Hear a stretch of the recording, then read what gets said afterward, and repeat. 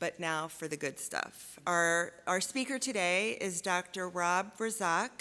He is a father, a husband, a social justice advocate, a clinical educator, and a palliative medicine physician in Cleveland, Ohio.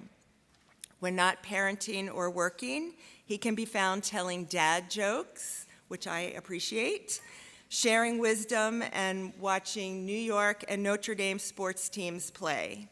So without further ado, I'd like to introduce our friend today, Dr. Razzak. Yeah, thank you. Well, thank you so much for having me. It's such an honor. What I'll do is during this talk, it's actually meant to be interactive. So please don't hold your questions. You can ask away during our conversation. There's going to be an exercise we do toward the end that could be very powerful, and I'm hoping that it is very helpful and informative for you. And so today's talk is on resilience through life's challenges and changes. I have no financial disclosures, unfortunately. I am a Vital Talk trained physician and have done some research on something called scrambler therapy that is helpful for pain. And so our talk today will describe some changes that occur in people who have cancer, undergo cancer treatments, recognize the impact of mindfulness on different aspects of one's symptoms, including yoga on symptoms. And also, we'll practice a few skills that I think can help you cope with having cancer or actually being increased risk of cancer. So a little bit about me. I was born in Bangladesh and moved to America back a while ago, and when I was about 5, and moved to Jersey. So I'm Bangladeshi Jerseyan, and I worked as a hospitalist. So I've been trained in internal medicine, worked as a hospitalist initially in Jersey, met a girl, followed her around the country, to Boston, to LA, then Maryland, and now in Cleveland. And do a lot of social justice work. So there's an organization called Doctors for America where we train physicians and medical students to advocate for our patients. And this is a picture of me and Alice Chen, who was our executive director at the White House when Obama first started talking about healthcare reform back in 2009. So there are about 50 people from our organization there, and we really got involved with trying to get ACA passed, even though it was watered down as things went through. I'm also a health coach, a coach essentially for healthcare professionals, and have learned a lot through Tony Robbins and a lot of his practices. I'm also a stand-up comedian, amateur stand-up comedian, and my kids would beg to differ. But this picture here is when I first performed out in Santa Monica on 3rd Street Promenade, and it was sold out. We had about 92 people there. They had professional comedians perform and then a virgin comic. It was called Virgin Sacrifice, You'll Never Forget Your First Sap, right? I'm also an avid volleyball player and then ruptured my Achilles, but helped me through a lot of different things, through my own challenges with my own body. Big Notre Dame fan, that's me and my family at Notre Dame visiting. This is the scrambler device here. And there's actually in the past year, about a year ago, there's an article written by Dr. Tom Smith and some of his colleagues about TENS versus scrambler therapy, essentially. I feel this is going to change how we deal with pain down the road, but it's still being studied. It's FDA approved and such, and I don't get any proceeds from any of that. And I'm a coaster, so I grew up on the East Coast, moved around to the West Coast, and we may find ourselves out there soon. Well, but I'm a father, a husband, as was mentioned, and it keeps me, let's just say it keeps me humble, thankfully. And so I'm going to ask this a couple times for you. What are ways that you care for yourself?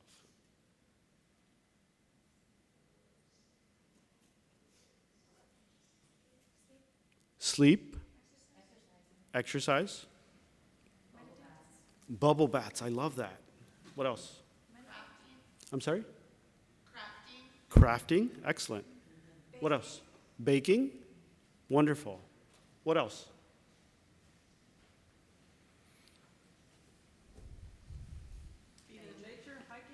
Being in nature, hiking. Wonderful.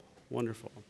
And so there's so many ways you can actually care for yourself. And there's a lot of research that shows the impact of things like sleep, exercise and activity, having a healthy diet, social interactions and building community, and mindfulness, right? And so have any of you heard of blue zones? Yes. So blue zones are areas around the world where people live the longest, right? And there are some commonalities that were seen in these blue zones. One is activity. So having physical activity, and a lot of these areas have people do this in groups, right? So there's a community there, and in a lot of these communities, elders are respected. They're held to a higher level, and there's also healthy diet, where a large portion of their foods are vegetarian, right? So in many of these areas, like one day a week, people just go at it, have whatever they want to eat, right? But most of their foods are fruits and vegetables, right? And in this audience, wow, it's really packing up. Thanks so much for being here. Thank you. Oh, okay. That's helpful. Thank you. And so thinking about the communities that you form is going to be really important. I think communities like this with Force is one community you can actually be a part of and work together. And also, you know, there's a lot that's happened. I think the pandemic has taught us that we can do things virtually. At the same time, it still doesn't account for the same amount of happiness that occurs from real-world interactions, right? So, for example, one thing that happens a lot is kids are on their phone. Adults are on their phone. There was just a recent article that showed that adults are actually, many of them are giving up their smartphone, or they're putting that aside, and they're using dumb phones now that just make phone calls, just to get away from that hustle and bustle. And we'll see the impact of that, okay? Our current Surgeon General, Dr. Vivek Murthy, he's been on a listening tour about, and talking about social connectedness. If you haven't listened to him speak, please do. He's amazing. And so trying to find ways to foster community, super critical.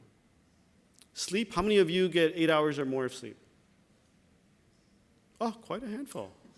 Very wonderful. So 8 or more hours, it's something that I strive to do that I have rarely done.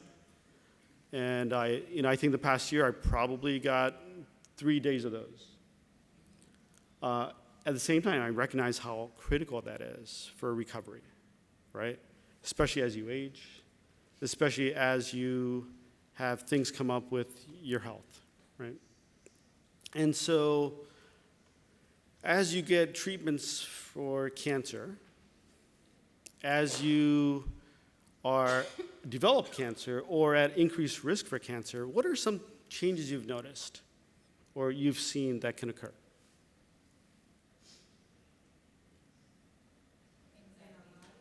In our bodies, in our minds, you name it. Fear. Yes. What else? Anxiety.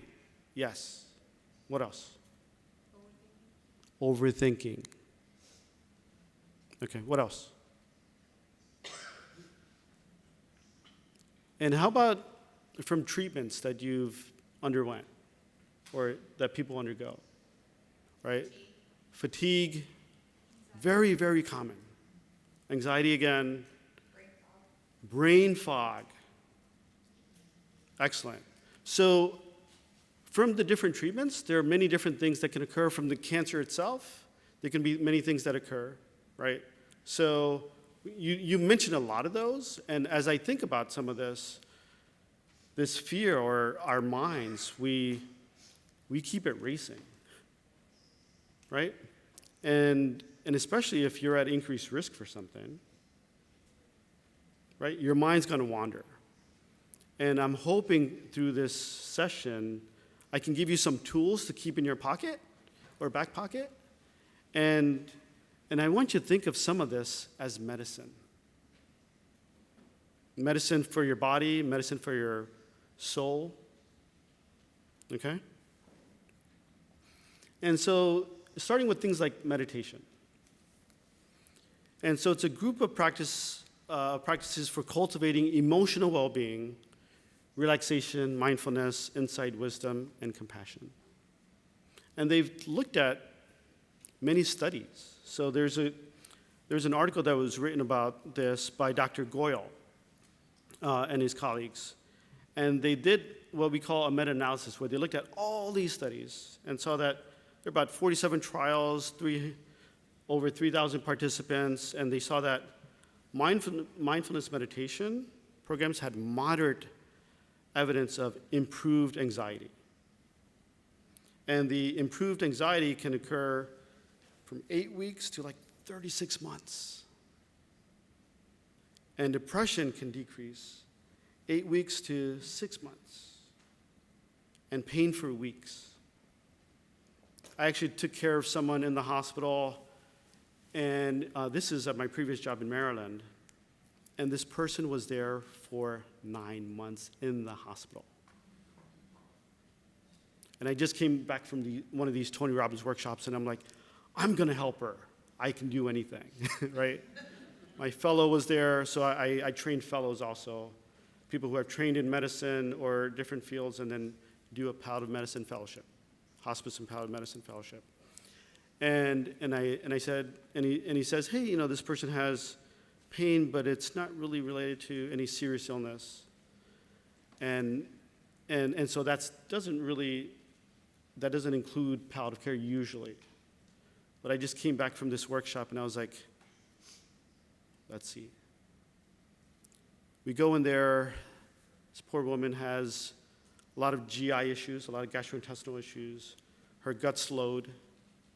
And a lot of that was from treatments we were giving her also, but also some disease she had. It turns out she had a mitochondrial disease that wasn't diagnosed yet.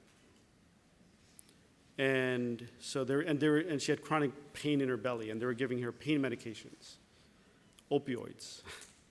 And what do opioids do? They slow down the bowels more, and they'll cause nausea. She was having these symptoms.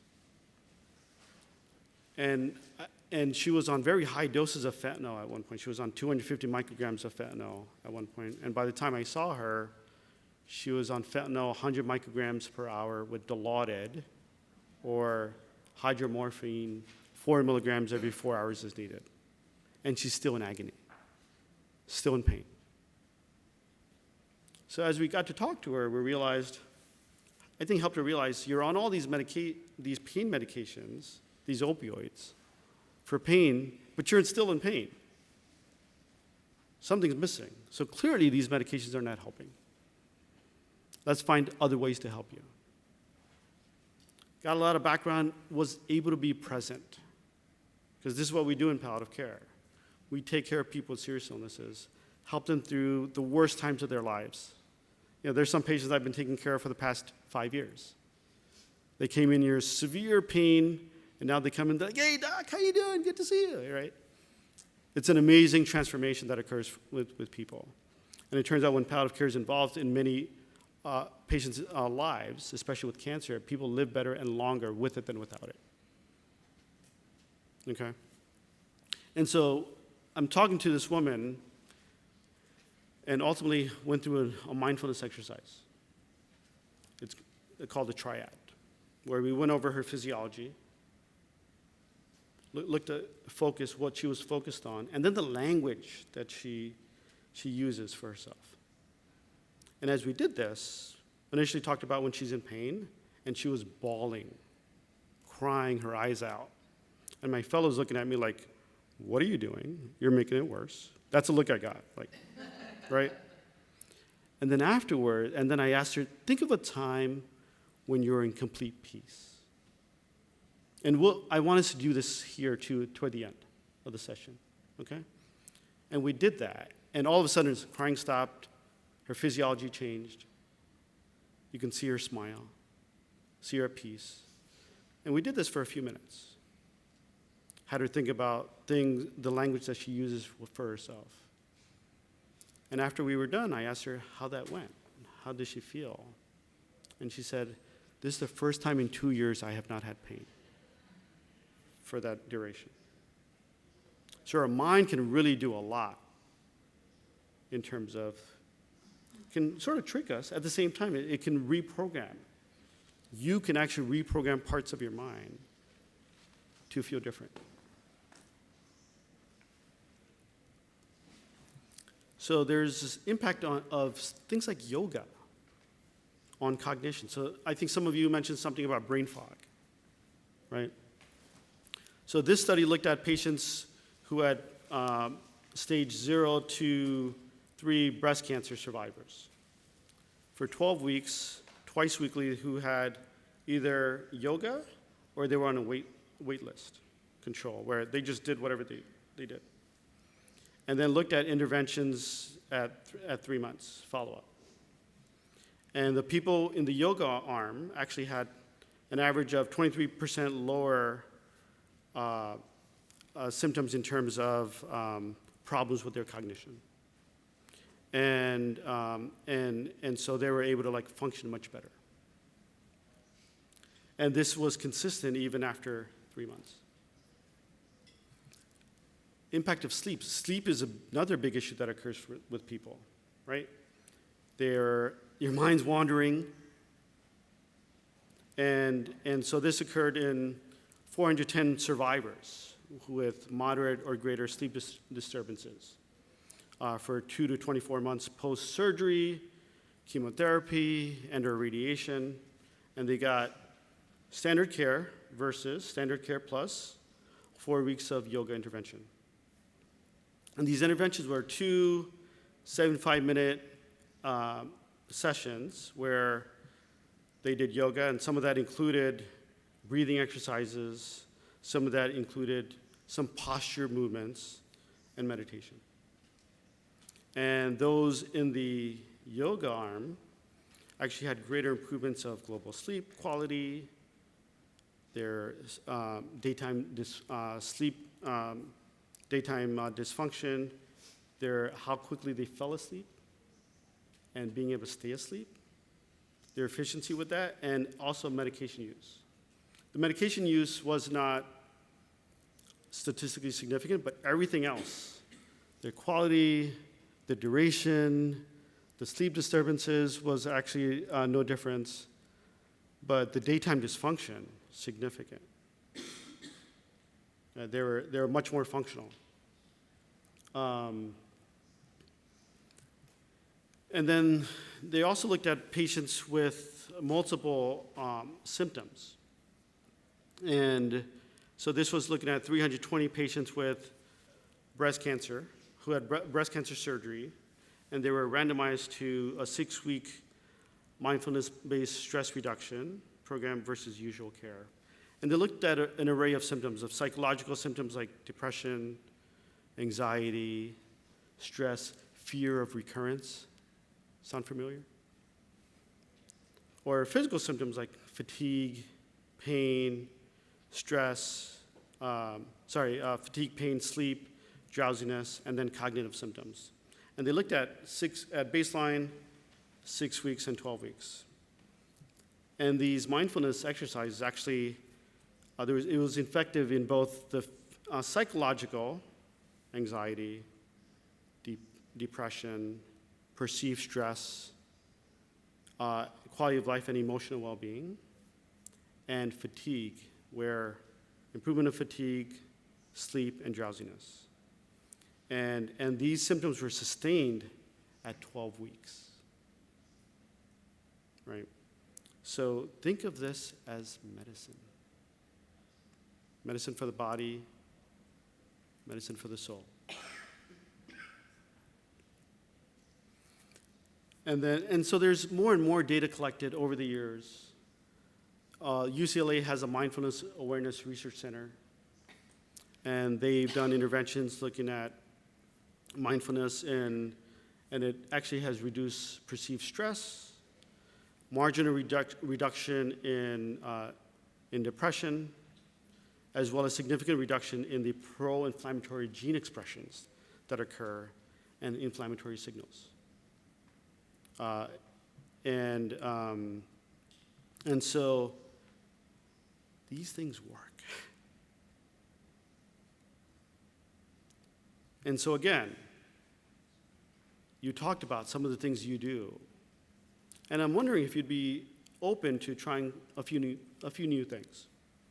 Having some tools in your toolkit to help you through. And a lot of these interventions can be used for yourself. You can incorporate families, if you have families, friends. And so let's start with 3 good things. So what I want you to do is think about what went well today. What was your role in making that happen? And how did it make you feel? So I want you to take a minute and close your eyes. And I want, again, and you can do this at the end of the day. What went well? And just see each of those activities. What was your role in making that happen? And how did that make you feel?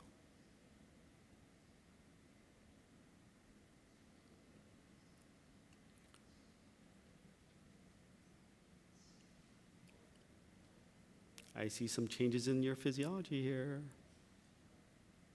Okay, now you can open your eyes. So I teach. I teach medical students, I teach residents, I teach fellows, I teach some other attendings.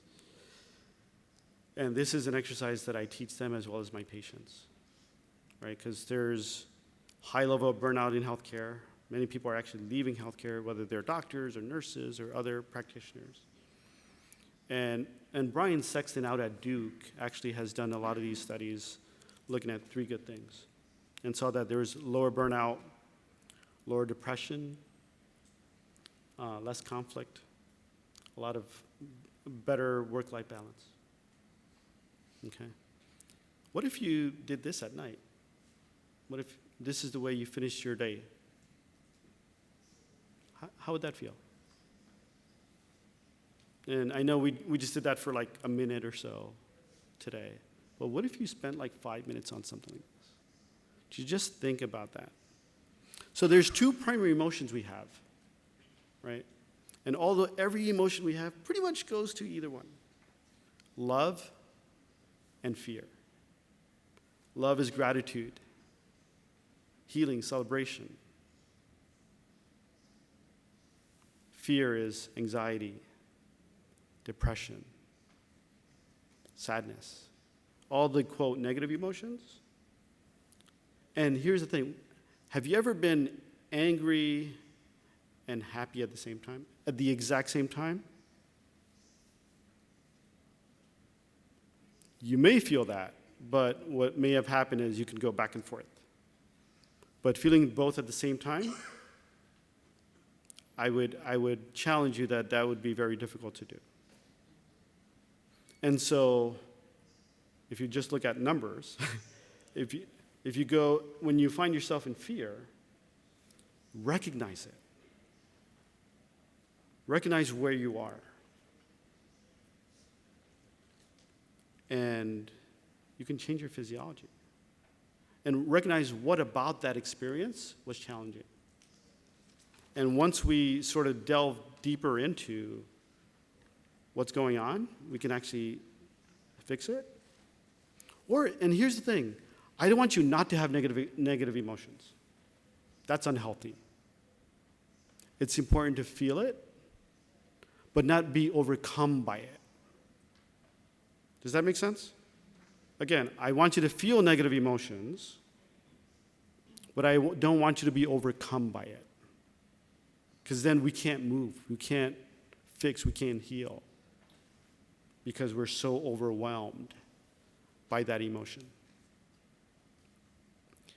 And so I challenge you, and at the end of the session also, we'll do another exercise. So there's going to be a handful of exercises. You're going to be exercising, okay?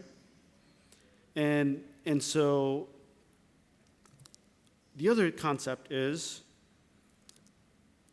so Martin Seligman, he's written a book called Flourish, A New Understanding of Happiness and Well-Being and How to Achieve Them. Thought leader in positive psychology. And one of the things he talks about is, a lot of times we look for this big thing to happen, right? A graduation where we're going to celebrate an anniversary. What if we had scheduled positive things to happen throughout the day? So what I do is, using my comedy background, I'm a total goofball at work, right? And I do that purposely because the work I do is hard. But I try to bring joy to others too, right? I may just do like a Godfather voice periodically. Like, hey, how you doing? So, or something just playful. And not to be disrespectful, but to be playful. And it not only changes my physiology, but my colleagues' physiology. And so I plant joy throughout my day as I interact with people. And what if you planted interaction with some friends? What if you called a friend who you haven't spoken to in a while? On a regular basis, a different friend. Or schedule time with someone who you really care about. Or called your mom. Sometimes that could be stressful. And sometimes not. Right? But just recognize where you are with that. And I want you to calibrate these positive emotions to the situation. So you can't really be happy, I'm happy, but I've got this horrible thing that happened. That's not calibrated to the situation. And again, it's okay to be upset, angry, disappointed. Recognize the emotion, and then we'll move forward. And toward the end of the session, we'll do a lot of these exercises together. Okay. A gratitude letter. Spend a few minutes writing a brief note to someone who did something amazing for you. What did they do? How it impacted you, and what it says about them. So this is, again, some research that Brian Sexton's doing out at Duke. Amazing body of work that he's doing, him and his group. And I actually, coincidentally, so I train a lot of residents, med students, and so on and so forth. And one of our former residents, who graduated last year, went on to Yale to do an ID fellowship. And he sent me the most thoughtful email on Tuesday. And I was just overwhelmed with gratitude for that. And we interacted. He rotated with me when he was an intern 4 years ago.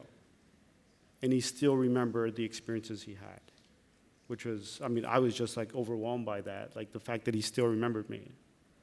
And that it was, despite the craziness of what I create, of fun and joy within the workplace, and being able to figure out ways to take care of ourselves and take care of our colleagues, he remembered that lesson. And he was just sharing his appreciation for that.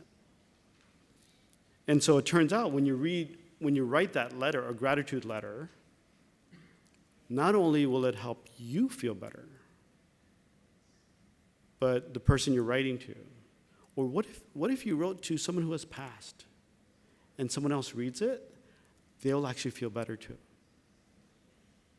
The power of gratitude.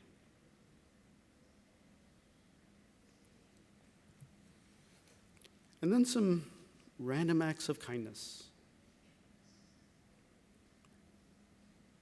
What about buying coffee for the person behind you? I'm not sure if you've seen that video of a gentleman coming up to one of these fast food places, and he says, "Oh, by the way, I'm gonna buy so and so for. I'll pay for who's ever behind me," right? And he was trying to generate this random act of kindness through people for each person. And so what he does is goes around again, just in case that other person can be kind to him. And he orders like a huge menu list. It's really funny. It's worth watching. But thinking about how can you be kind? What if you were to just say hello? You'd be amazed at the impact of your words. Because that person could be thinking about loss. They could be in their mind thinking about killing themselves.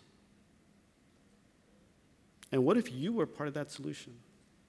What if you said, "Hey, how are you?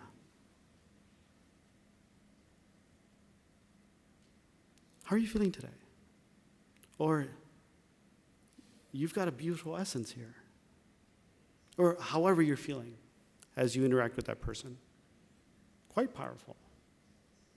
I create that environment every day with people that I work with because not only does it help me, it helps change the environment around me. Right? So be the change you want to see in the world. There was someone really smart who said that. And so I'd love to share some resources. So there's an array of resources out there.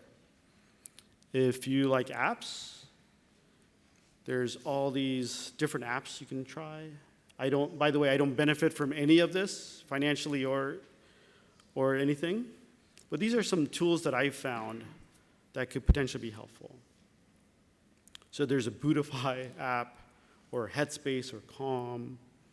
There's this app called Breathing Room that I actually like, and they have a lot of free exercises. I have actually paid for it for some reason, but all I do is use the free videos there. So, but really great tools, and I do this with my daughter. So I've got 2 kids, a 14-year-old who's going to enter high school, and my daughter's 12 years old. And my daughter, she's 12 going on 16 now. And for quite a while, I was able to do like mindfulness exercises for her because she had difficulty falling asleep. And now she's like somewhat more resistant, so that's challenging a bit. But she would fall asleep within minutes or more. Or sometimes I'd fall asleep too. She's like, "Hey, Dad!" UCLA, as well as Berkeley, they have these mindfulness resources. University Hospitals, Cleveland Medical Center, where I'm at, we have a Connor Integrative Medicine team, and they have they have stuff there. So, and I do these. Tony Robbins, I've done a lot of his trainings, like pretty much every training that he's got. And there's this. If you go on YouTube and type in Tony Robbins priming exercises, he goes over. It's a 16 to 18-minute exercise that he's got. If you find that helpful, great, and it's free. And he goes over some breathing exercises first, and then he'll go over some other things to think about and feel. And what I've done, when I came back from one of his workshops, I actually played it for one of my patients who was very anxious. And I said, "Hey, let's try this exercise together." And you can just see a huge difference in terms of her physiology, the amount of stress on her face, her breathing pattern, right? And I was like, wow, this is great. This is gold. but it's 15 minutes out of my my time with the patient. And what I've been able to do is compress that into like a 3 to 4 minute exercise that we will do here. So what I want you to do is close your eyes. I want you to put your hand on your heart. And as you do this, so there's this thing called heart breathing, where you just breathe in and breathe out. You breathe in and you breathe out. And just feel your heartbeat. Give thanks for your heart. It's pumping blood to the rest of your body. And I want you to think about things you are grateful for. And just visualize it in front of you like you're experiencing it right now. And I've got some tissue here just in case I may walk around. And if I see anyone crying, I'll pass some tissue to you with a tap on your shoulder. And so just visualize it in front of you like you're experiencing it right now. It can be a person, it can be an experience. And just give thanks. Things you are grateful for. And take calm, comfortable breaths.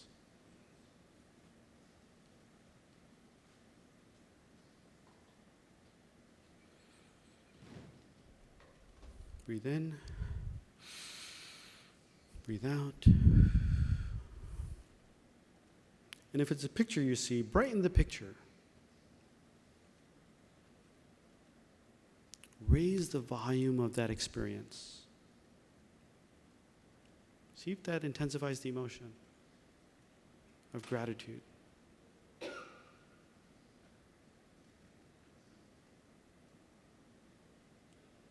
Next, I want you to imagine a light between your eyebrows and just focus on that light.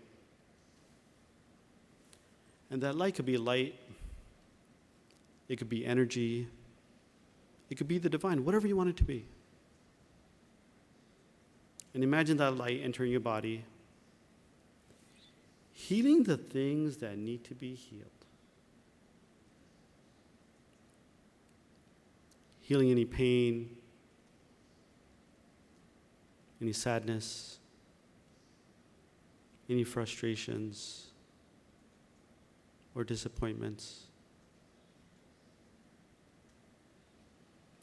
Healing any stress of recurrence or fear, just washing over you. Just imagine that light healing you. Healing any uncertainty you may have.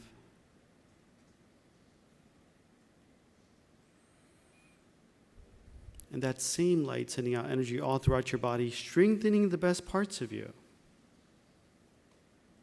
Strengthening your mind, your heart, your love, your joy, your connections, your resilience through this experience, through life. Strengthening.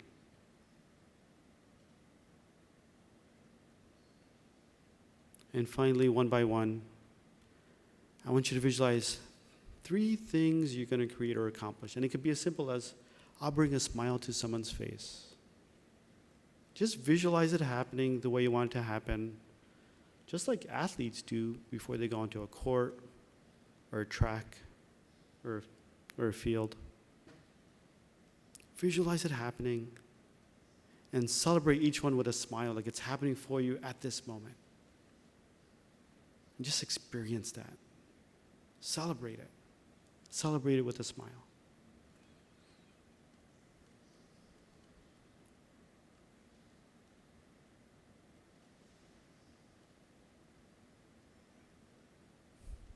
And when you're ready, you can open your eyes.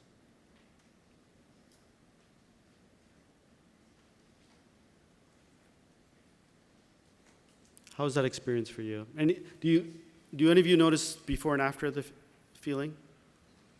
If you can just share with me some thoughts or any differences. Peaceful. What else? Calming. You feel like your blood pressure went down? Okay. What else? Relaxed. What else? Positive. What if you could feel like this on a regular basis? Right? What if this was your medicine that you took twice a day on a regular basis? Right? And then you could take it as needed too. Instead of the Ativan or the Xanax or whatever. I mean, if you're on them, that's fine. At the same time, just recognize you have a lot within you already where that can take care of yourself. You may not need as much of outside stuff. I'm a physician, and I prescribe medications all the time, and I think they're important. And I also recognize that we actually have a lot within ourselves to heal or care for ourselves. That gives us more autonomy. That gives us more control. Because here's the thing, with cancer, with being seriously ill, there's a lot we have no control over. You have no control when you have your recurrence. But you can change how you respond to it. And there's a lot of great tools, there's a lot of great treatments out there. And when you become paralyzed by anxiety, by stress, it's really difficult to make decisions that are helpful. And I want to give you this tool as part of your medicine. And again, you can take it as frequently as you want, if you want to schedule it every night or first thing when you wake up in the morning. And then if you need it, you can take it. There's this other thing called square breathing. Have any of you done square breathing here? Okay. So let's try this too. What I want you to do is, what we'll do is we'll breathe in for 4 seconds, hold for 4 seconds, exhale for 4 seconds, and then hold that again for 4 seconds. And so this can be used a lot when you're anxious, okay? Because a lot of times when we're anxious, what happens to our breathing? It becomes shallow sometimes, it becomes more rapid. And let's give you a tool to take control over that, or some control over that, okay? So what we'll do is, again, breathe in for 4 seconds, hold for 4, exhale for 4, and then hold that again for 4. And then I'll tell you something about this right after. Ready? Let's try this. Breathe in, hold, exhale, and hold that again. In, hold, exhale, and hold that again, okay? And what happens here is if each of those were 4 seconds for each of those breathing patterns, that's like 16 seconds. And so you decrease your respiration to like 4 from 26, 30, because you're so anxious. I've actually done this with one of my patients who was in the hospital, and she was just really anxious. The resident came in to evaluate, and he says, "Hey, give me some Ativan," to the nurse. "Ativan, 1 milligram." And she already had a lot of medical problems. That's right when I walked in, I'm like, "Actually, can you just hold that for like 2 minutes? Let me see if this works." And I did that exercise with her. A minute later, she's normal. She didn't need the medication, which would have knocked her out for a bit. Okay? Again, I think these medications can be very helpful, but every medication is a poison with good side effects, right? And so, I prescribe them all the time. And we start with lower doses and then increase up, depending on the need. So we did this modified version of the priming exercise. We did square breathing. There's something called transcendental meditation, where you can actually focus on a mantra, like in your mind. Okay? And you keep focusing, and focus, and focus, and focus. When I first tried it, so you do that for 20 minutes. And then after that, for 3 minutes, you can just allow your thoughts to come through and not judge those thoughts. Because here's the thing. We are so judgmental, right? And if any of you are Brené Brown fans, I'm a huge Brené Brown fan. She's helped me change the way I interact with my colleagues, with myself, with my family, right? And so there's great work that's been done with things like transcendental meditation and mindfulness in different places. In the workplace, at like Google and General Mills and other places where they have mindfulness practices. Now here's the thing. A lot of organizations are dysfunctional, right? And many, especially in healthcare, many organizations with that dysfunction, they talk about mindfulness and stuff. That's a small part of the solution. The bigger solutions are fix those problems that you've created within organizations.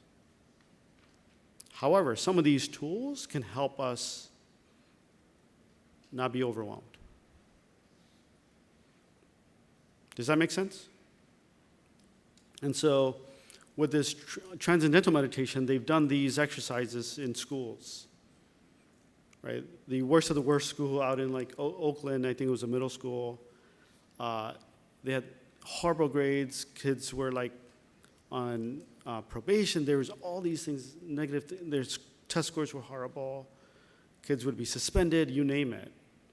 And the principal was like, I don't know what else to do. Let me see if I can bring these people in. So this group, they did this intervention where at the beginning of the day, they do about 10 to 15 minutes of quiet time. And they either do quiet time or they participate in these mindfulness exercises. And they did that at the very end. And initially, kids were like, spit at the instructor. We did this. And then over time, they continued to do this. 2 years later, it's a different environment. Kids are calmer. They've changed their home environments where they've taught their siblings, their parents some of this. Their test scores went up by 10%, right? The number of suspensions decreased like 70, 80%. I mean, significant changes to the school. And you've got sports teams who are doing some of this too to give them that edge, because some of this could be your mind, right? So I want to arm you with some tools, and you find what works for you. Because some of this, people may say, that's nonsense, Rob. I tried that, it doesn't work for me. That's okay. Find what works for you. As a palliative medicine doc, as a palliative care doc, I do personalized care. I tailor care to each individual. I tailor information to each individual. And so for you, find what works for you. When I first tried transcendental meditation, I was like, I fell asleep the first couple times. And I was like, I'm not good at this, right? And I said, let me give this a shot. And then I started doing it, and then my mind was just wandering. And so I redesigned it for myself to say, okay, I'm going to focus on this mantra. Like, in my mind, it's like, and then my mind wanders away. And my job was to recognize that it's wandered. And then I breathe in, bring it back to center. Continue doing that. After a while, my mind wanders away. Recognize, take a deep breath, and bring it back to center. And I do that for 20 minutes.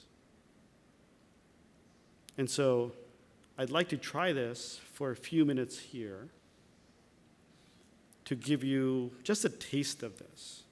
And what happened is, after I did this, and I was able to do that for 20 minutes, and I actually timed myself. I actually put an alarm for 20 minutes, right? Because otherwise you're going to lose track of time, right? And then after I was done with that 20 minutes, I actually just saw my thoughts come through. Just, what are some thoughts without judgment? Like, here's this thought, okay. Recognize the thought and let it pass. Recognize the thought and let it pass without judgment, because it's those judgments that create fear and anxiety and stress. But I think sometimes they need to be acknowledged. Sometimes we need to feel acknowledged. Okay? So you acknowledge those emotions, let it pass, or the thoughts, and let it pass. And do that for 3 minutes. When I've done this, when you do it after like a month, I was like functioning at a different level because I was more aware of my thoughts. When my mind would wander, I'd catch it before it went too far. So I wasn't overwhelmed with things, right? A lot of the behavior we exhibit is a reflection of the stress that we're going through. Our society's super stressed.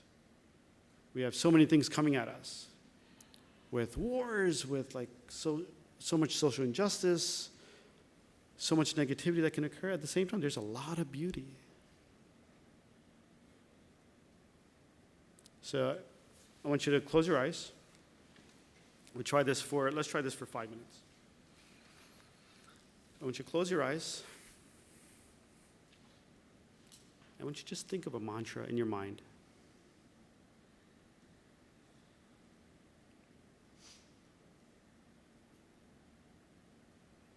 Just focus on that mantra.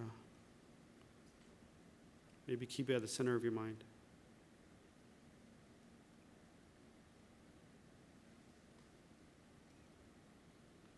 And just focus. And if your mind wanders, recognize it. Breathe in and bring it back to center.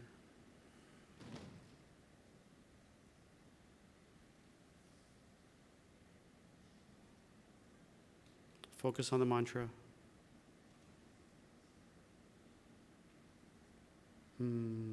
Whatever that is. Recognize if your mind wanders and bring it back to center.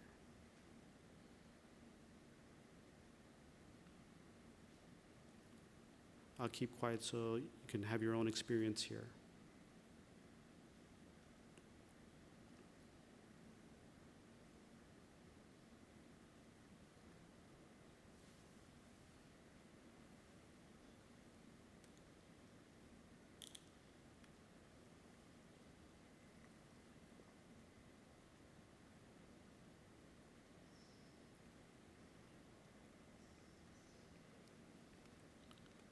Breathe in.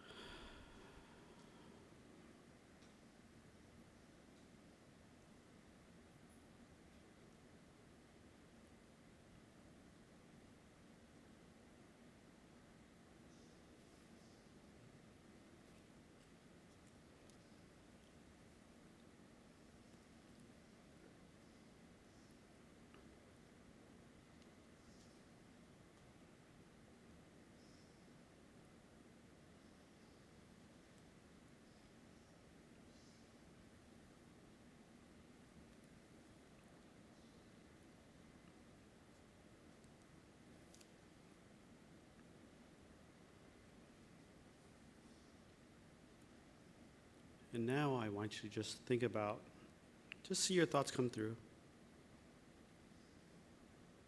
with your eyes closed. And just recognize it and let it pass. Recognize it. Let it pass. Non-judgment. And as you do this, breathe in and out comfortably.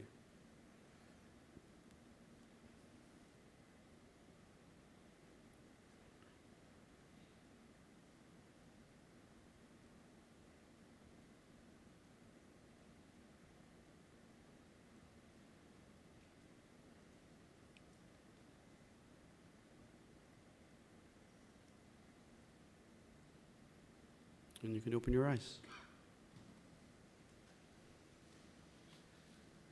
Yeah, the light can be overwhelming here. I would love to hear thoughts in terms of your experience before, after, during.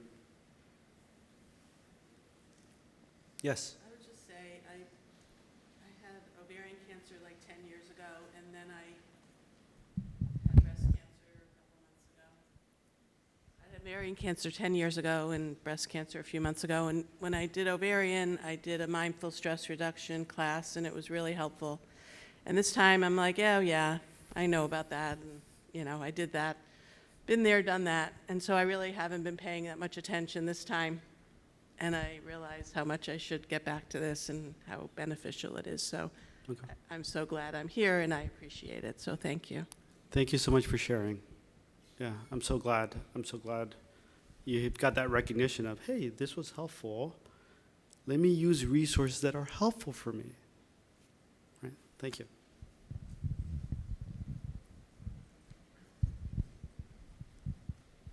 I was just saying, this is my medicine. Like, that is so good that, what you said, I was like, yes, because I'll take the medicine that the doctor says will help me feel better. So if I tell myself, this is the medicine, it gave me something to focus on and stay intentional with it. So I like that phrase.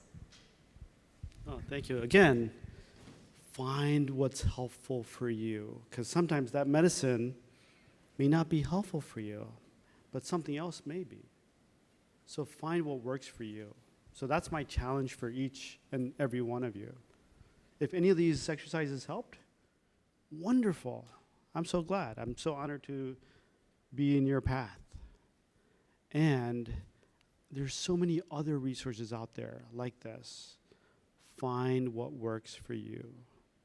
And you could do that in community, because that'll elevate everyone, right? Community is so critical. It can be beautiful. And sometimes we could be in the middle of, we can be there with other people, but we can still feel isolated. Any of you felt that way before? Yes, I see a lot of head nodding yes. Be intentional. That's my challenge for you. What other thoughts? Other thoughts so far from the group here? Yes. I really enjoyed hearing the part about, don't beat yourself up for wandering, if your thoughts start to wander. Mine did, because that's just part of my personality. And so I actually, based on what you said, I was thinking, oh, did you see anything good while you were walking around? So that was really helpful for me. Thank you. Great. And here's the thing. We're our toughest critics. We are our toughest critics. Give yourself some grace. You've all experienced so much. You all have your own stories. And so there's ways to heal different parts of you. Let's find those out for you. Let's find avenues for you to heal and strengthen and get the care that you need, whether that's, chemotherapy, radiation, you name it. Or it's also keeping your mind healthy. So they've actually done functional MRIs for people who do mindfulness and saw that in areas of the brain where perspective taking is, there's greater brain tissue that develops over time. You literally can change your brain. I was blown away. I started med school 30 years ago, actually. I was like 2 years old. And back then, we didn't realize that brain cells can regenerate. We thought you lose it, it's gone. We thought nerve cells could regenerate, right? And what we found is they actually do.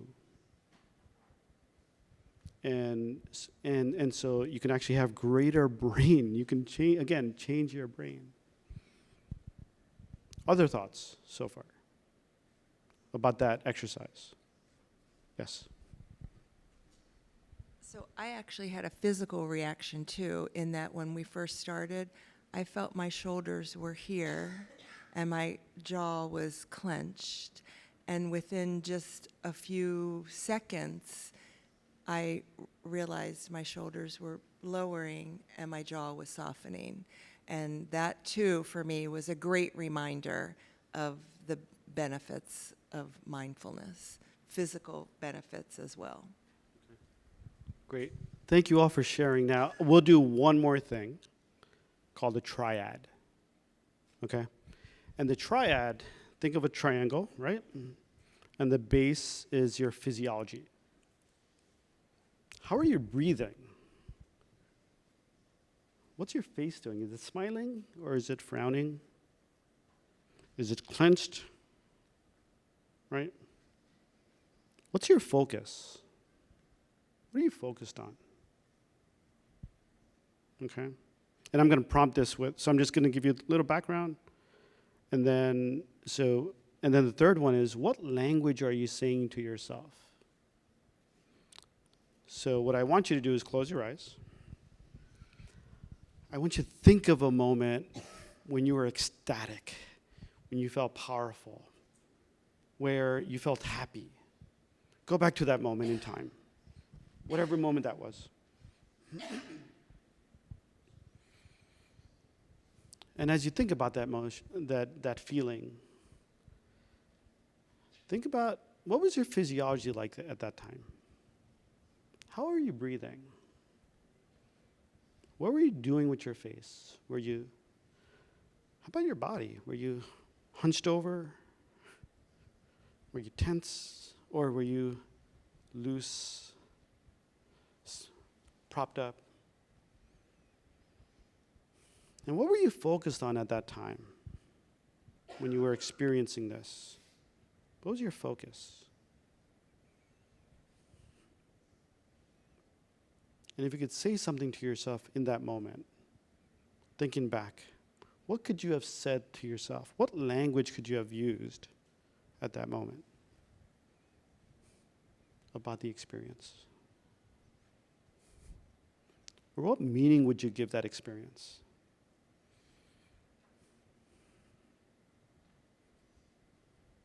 Now come back to that physiology, how you were breathing, what were you doing with your face?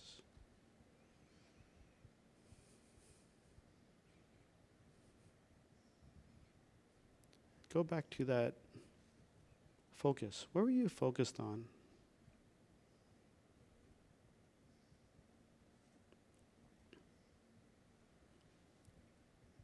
And finally, what language or meaning can you give that experience? Thinking back, what could you have said to yourself?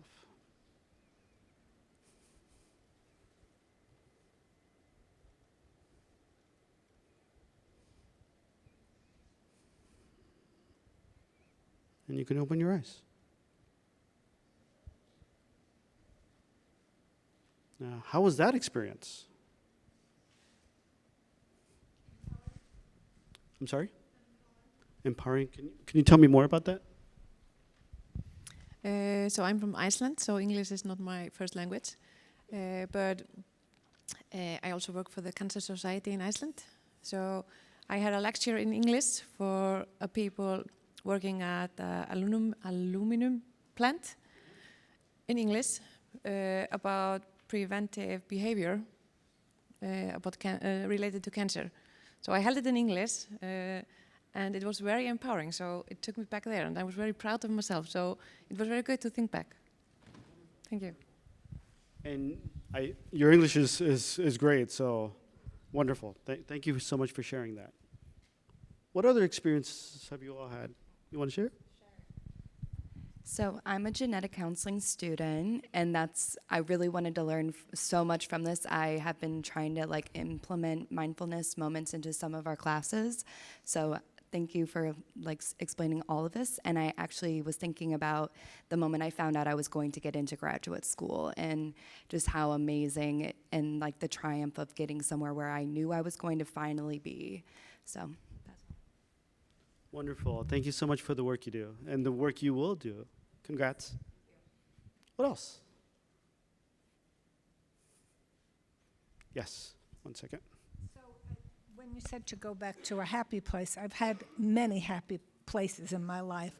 And it's very interesting because it must be 10 years ago I received a humanitarian and healthcare award. And my mind went right there. And I thought about what I would say to myself, and that was that I did something with my life, that I made a difference.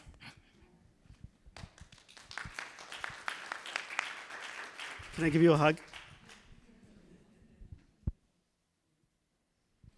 Amazing. Humanitarian award.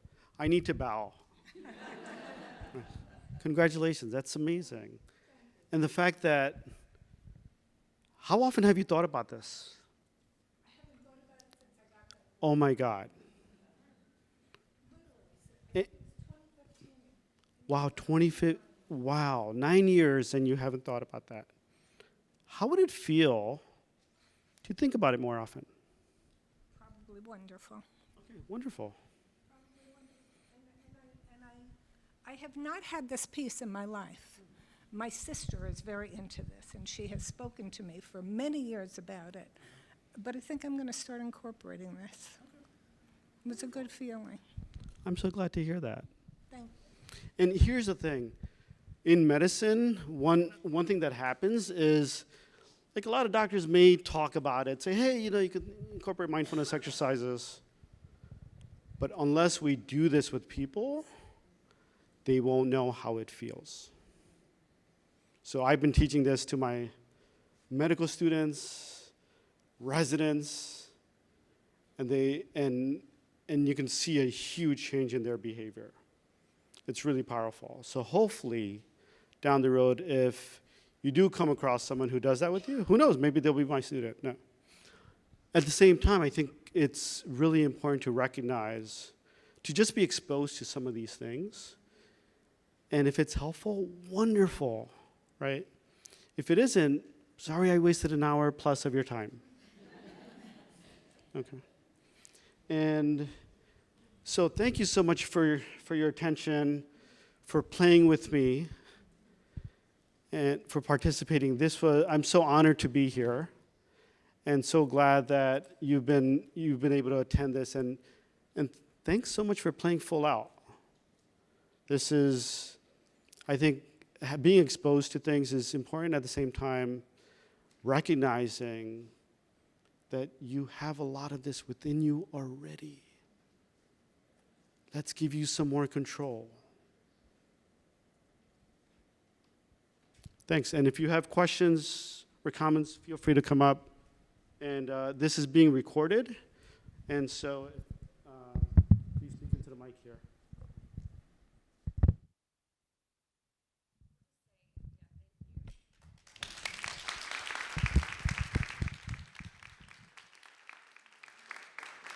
And I also think that so many of us come to this conference so many of us come to this conference looking for answers and looking for the next screening and what's the next test and how are we gonna learn more about our mutation and get ahead of a diagnosis. And it is truly empowering to remember what our bodies are equipped with and how we can train our minds And it's not all of the external answers all the time. We are equipped to be able to work in our own bodies. And I think as a patient, I know I'm always looking to someone else for the answer. And so this was truly, I think, the most beneficial session I've attended. Thank you. Thank you so much. Thank you. Other questions, comments that you have? Okay, well, thank you again for your attention, and have a good day.